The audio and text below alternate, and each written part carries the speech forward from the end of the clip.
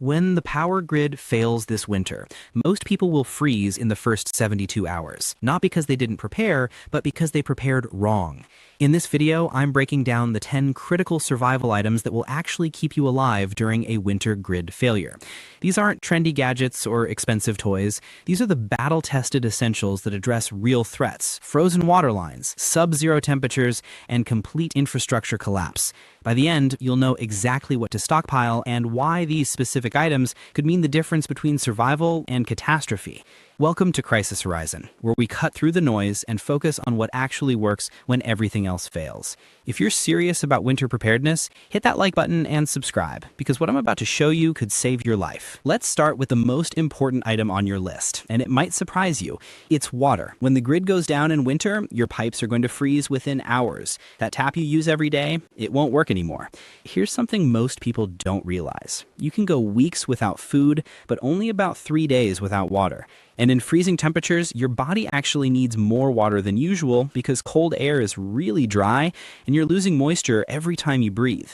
You need to set up a water system with 3 parts. First, storage. Plan on having at least 1 gallon per person per day and aim for a 30-day supply minimum. That's 30 gallons for each person in your household. Use proper food-grade water containers, not old milk jugs that'll break down and leak. Store them somewhere cool and dark where they won't freeze solid, because if your water freezes, you'll have to use precious fuel to melt it. Second, you need filtration. Once your stored water starts running low, you'll need to get water from other sources like snow, ice, streams, or even ponds. This is where portable filters like Life Straw or Sawyer Mini become essential. These aren't optional. They're what keeps you from getting sick when you're already dealing with enough problems. Get more than 1 filter as backup. Third, know where to find water. Take some time now to drive around your area and scout out water sources. Where are the streams? Where does clean snow pile up away from roads? Make a mental map of these locations. Knowing where to find water when your storage runs out is valuable knowledge. Now let's talk about food, because this is where a lot of preppers waste money.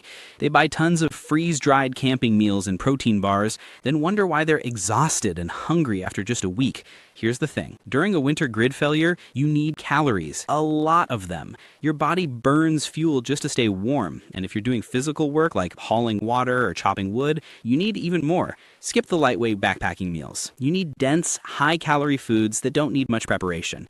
Stock up on canned meats like tuna, chicken, and beef. Get white rice and beans. They give you lots of calories without taking up much space. Peanut butter is fantastic for survival situations. Cooking oil and lard help you add calories to everything. Freeze-dried meals are fine to have, but they shouldn't be your main food supply. Here's something important. Your food should be ready to eat or need very little cooking. If you have to use fuel every time you want a meal, you'll run out of fuel way before you run out of food. Keep canned goods that you can eat cold if you have to. Have foods that just need hot water. Get some variety too, because eating the same boring meal every day for a month will really hurt your morale. Be realistic about calories. Most adults need around 2,000 calories a day just sitting around. If you're working hard in the cold during winter, you might need 3,500 to 4,000 calories. Do the math for your situation. Next up is heat, and this is critical. More people die from cold than from hunger or thirst in winter emergencies. When your body temperature drops too low, nothing else matters. You need more than one heat source. Your main system might be a wood stove or propane heater, but what happens when you run out of wood? What if your propane tank runs dry in the middle of the night when it's way below freezing? You need backup options. Propane heaters work well because they're efficient and can be used indoors if you have ventilation. A Mr. Heater Buddy can keep a small room warm through the night if used properly. But remember, propane runs out. Once your tanks are empty, you're done. So you also want a catalytic heater. It uses less fuel. Keep emergency Mylar blankets on hand. They reflect body heat back to you. Here's a key strategy. Good insulation keeps your heat where you need it. Before anything happens, pick your smallest room, ideally one with not many windows. That's going to be your survival room. Insulate it now. Hang thick blankets over windows, seal gaps around the door with weather stripping. A smaller space needs less energy to heat. In a long blackout, you might have to live in just that one room. Plan ahead. Think about layering your heat. You'll use your own body heat with proper clothing, add a heater, keep all that warmth trapped in an insulated space. That's how you make it through week 3 when others are struggling. Power is next, and you need to be realistic here. You're not going to power your whole house with a solar generator. You can't run your fridge, heating system, and TV off a battery pack. Let go of that idea right now. Your power plan needs to have priorities. First level, a generator for important needs, running your freezer now and then to keep food frozen, charging batteries, maybe powering a small heater if you have fuel. But generators are loud, they attract attention, and they burn through fuel quickly. You can't run one all day and night. Second level, battery power stations. Use these for essential devices, LED lights, your radio, charging your phone if the cell towers still work, medical equipment like a CPAP if you need one. You can recharge battery stations with solar panels, but be honest about solar in winter. Days are short, the sun is low, there are clouds, and there's snow. Your solar won't produce nearly as much as in summer. Third level, small portable batteries and hand crank devices. This is your backup when everything else is dead. You'll still need light and information. The mistake people make is buying expensive generators without enough fuel. A generator is useless without gas, and gas goes bad over time. Rotate your fuel supply and add stabilizer. Even better, get a generator that can run on propane or natural gas too. Having different fuel options increases your chances. Cooking without electricity is something most people have forgotten how to do. Your electric stove, microwave, and other appliances won't work when the power's out. And eating cold food in freezing weather will hurt morale and waste calories your body needs to warm up that cold food. You need cooking methods that work indoors or in a protected spot outside. A rocket stove is really fuel efficient. It burns small sticks and twigs to make steady heat for cooking, using way less fuel than a campfire. An alcohol burner is another good choice. It's quiet, doesn't make smoke, works indoors with ventilation, and denatured alcohol lasts forever. If you have a gas stove, it might work during a blackout if you can light the burners with a match, but don't count on it. Many newer gas stoves need electricity to work, and if gas lines go down, you're out of luck anyway. What you need is a cooking method that doesn't use much fuel, works in cold weather, and can be used safely where you're staying. Practice with it now. Cook a meal on your backup stove. See how long it takes and how much fuel you use, because you won't have time to figure it out when the crisis hits. Store your fuel properly too. If you're using alcohol burners, have several gallons of denatured alcohol stored safely.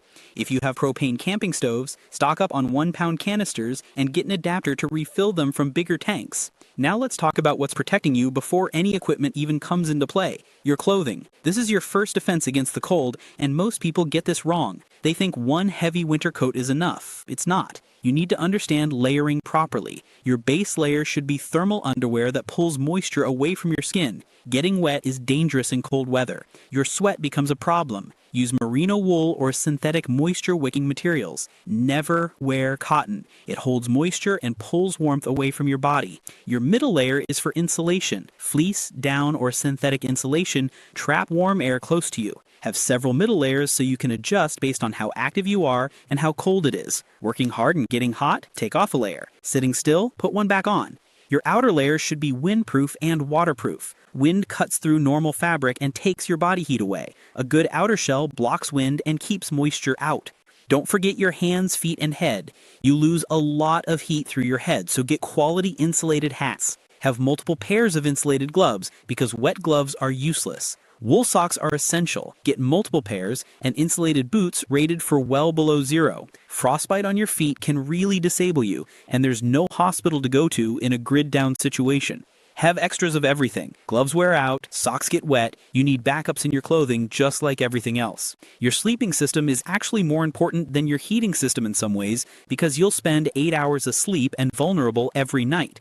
If you can't sleep well, you can't survive. Your body heals during sleep, your mind processes everything, your immune system works, but you can't get good sleep if you're cold and shivering.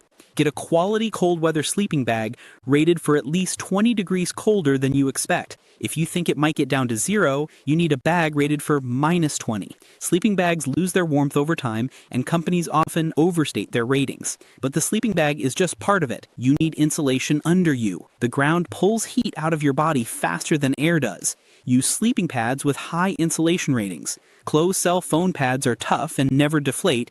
Inflatable pads insulate better, but can get punctured. Emergency Mylar blankets aren't just for first aid kits. They reflect up to 90% of your body heat and can go inside your sleeping bag or be used as a layer in your survival room. They're cheap and lightweight, so there's no reason not to have a bunch of them. Here's an old trick that works: hot water bottles. Before you go to sleep, heat up some water and put it in sturdy bottles inside your sleeping bag. They'll give off heat for hours. Lighting is something people underestimate until they're stuck in complete darkness. When the grid fails, winter nights are long and dark. Darkness wears you down mentally, and practically speaking, you can't cook, do repairs, or keep watch in pitch black. LED lanterns are your best bet. They use very little battery power compared to old bulbs, they last a long time, and many can be recharged or run on regular batteries. Get several, one for each room you're using, plus spares. Headlamps let you keep your hands free. When you're cooking, fixing something, or checking on things, you need both hands available. Get good headlamps with red light options. Red light doesn't ruin your night vision and doesn't give away your position like white light does. Have backup lighting too. Hand-craned flashlights that never need batteries. Glow sticks for emergencies. Candles as a last resort, though they're fire hazards and don't give much light. But you also need communication, not just lighting. When everything goes dark, information becomes incredibly valuable. What's going on? Is help coming? Are there problems nearby? You need to know. A hand crank emergency radio is essential. It picks up weather alerts and AM/FM radio stations, and many also get shortwave. When the internet is down and cell towers are out, radio might be your only way to get information. The hand crank means it'll work forever. No batteries needed, though most also take batteries for convenience. If cell towers keep working, your phone becomes important for information, but it's useless without power. Have several ways to charge it. Solar chargers, battery banks, car chargers. Use your phone sparingly, just for information and communication, not for entertainment. Two-way radios can be useful if you're coordinating with family or neighbors. CB radios have longer range. Ham radio is the ultimate if you have the license and know-how, but that's beyond most people's immediate prep. Medical supplies need special attention for winter emergencies. Your basic first aid kit isn't enough. You need supplies for cold weather specific problems. For hypothermia, have chemical heat packs that activate immediately, space blankets, and know how to warm someone up safely. Warming someone too fast can actually be dangerous. For frostbite, learn to recognize the stages and know when tissue is getting damaged. You'll need blister treatments, sterile dressings, and pain medication because frostbite really hurts. Winter increases injury risks. Ice causes falls, cold makes your hands clumsy. You're more likely to cut yourself with tools when you're stiff from the cold. Stock extra wound care, bandages, gauze, medical tape, antiseptics, and sutures if you know how to use them. Be careful with medications. Many shouldn't freeze. If you're in an unheated space, keep important medications in an insulated container close to your body. Stock up on prescription meds if you can. In a long emergency, you can't just get refills. Keep pain relievers on hand, ibuprofen, acetaminophen, and aspirin. Dental emergencies are terrible, so have temporary filling material and oil of cloves for tooth pain. Tools and repair supplies are something preppers often overlook until something breaks. And things will break. Your heater will malfunction, your water filter will clog, your shelter will leak. If you can't fix problems, they turn into disasters. A good multi-tool is something you should carry every day. Pliers, knife, screwdrivers, wire cutters, all in one compact tool. But you also need a real toolkit: wrenches, hammers, saws, axes. Being able to repair and modify equipment is crucial. Duct tape is actually critical, not a joke. You can fix torn clothing, seal gaps in insulation, and temporarily fix broken gear. Have several rolls. Paracord is another must-have. It has countless uses: tying things together, hanging tarps, making clotheslines, and the inner strands can even be used for sewing. Stock spare parts for important equipment, extra mantles for lanterns, spare parts for water filters, replacement parts for heaters.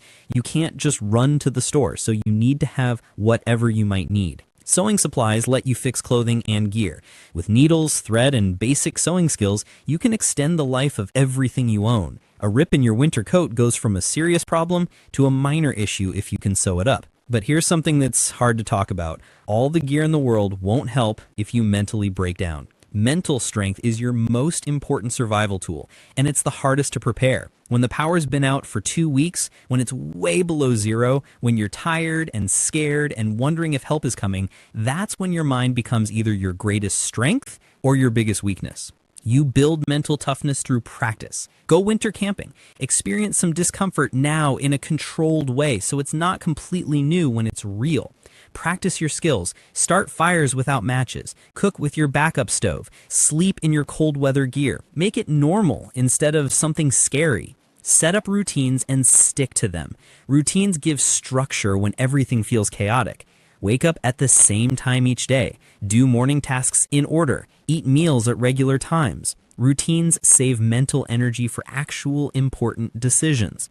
Have things ready to keep your mind busy. books to read, games to play, projects to work on. Boredom and isolation can break people down. Keep your mind occupied with something other than worry.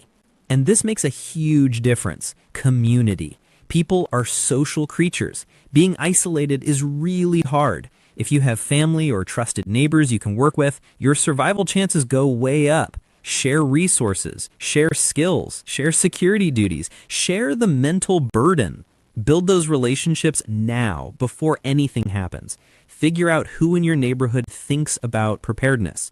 You don't have to announce you're a prepper, but careful conversations reveal a lot. Who has a generator? Who knows first aid? Who has emergency experience?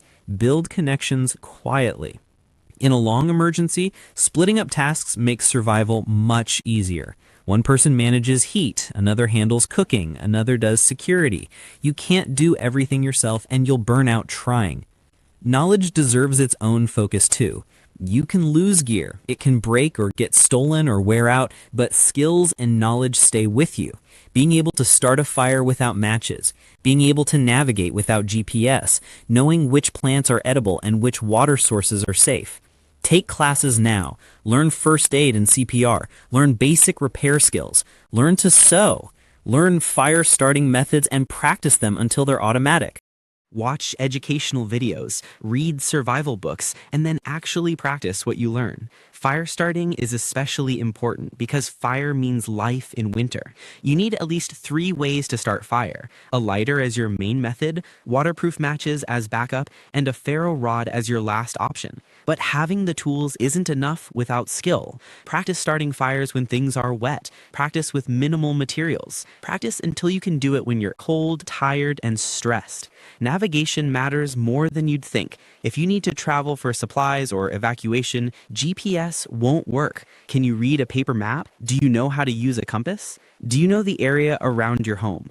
These are basic skills that modern life has let fade away. Finally, physical fitness supports everything else. Survival is physically demanding. Hauling water, chopping wood, shoveling snow, carrying supplies. If you're out of shape, these tasks become much harder and more dangerous. You don't need to be a professional athlete, but you need basic fitness, endurance to work for hours without collapsing, strength to lift, carry, and move heavy things, flexibility to prevent injuries. Start a simple fitness routine now. Walk every day. Do bodyweight exercises. Build the physical ability that lets you actually do your survival plans.